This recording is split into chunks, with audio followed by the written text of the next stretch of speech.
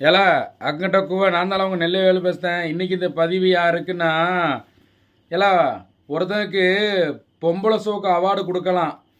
இல்லை ஒரு மனுஷன் ஒரு லவ் பண்ணலாம், 2 லவ் பண்ணலாம், ஃபெயிலியரானா. இங்கே ஒருத்தன் 1000 லவ் முடித்து 1001வது லவ் வெற்றிகரமாக ஒருத்தன் பண்ணிக்கிட்டு இருக்கான்.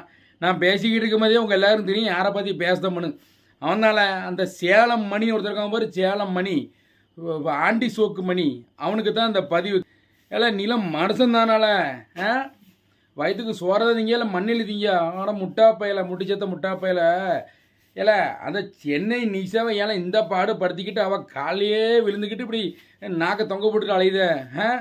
முட்டாப்பையில ஏல அவளுக்கு சைக்கிள் ஓட்ட தெரியாது, அவளுக்கு பைக் ஓட்டவும் தெரியாது, அவளுக்கு ஆட்டோ ஓட்டவும் தெரியாது. அதுக்கப்புறம் ஒரு வண்டி ஓட்டிச்சு குடிக்கிறது குப்பை வண்டி, அது ஓட்டவும் அவளுக்கு தெரியாது.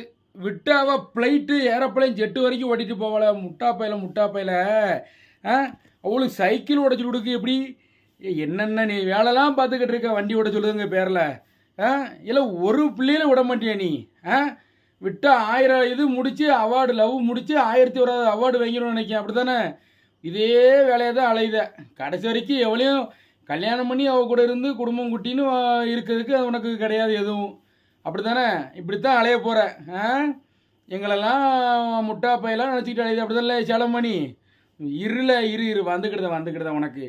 அந்த மிருகம்னு ஒரு படம் வச்சு பாரு, அந்த படத்தில் அந்த நடிகர் எப்படி கஷ்டப்பட்டார், அதே மாதிரி உனக்கு வந்து நகதான் போகுது நீ படுத்த பாடுக்கு. ஆனால் கடைசியில் ஒரு மேலும் உன் மூஞ்சில் முடிக்க மாட்டான். பார்த்துக்கோ, கவனமாக இரு, இப்படி கேவலப்படுத்தாத, இப்படி அலையாத. ஆமாம், அலைஞ்சு என்ன கர்மாந்தரம் பட போறியோ தெரியல, எனக்கு கேவலப்பட போறியோ தெரியல, கேவலப்பட்டவனே.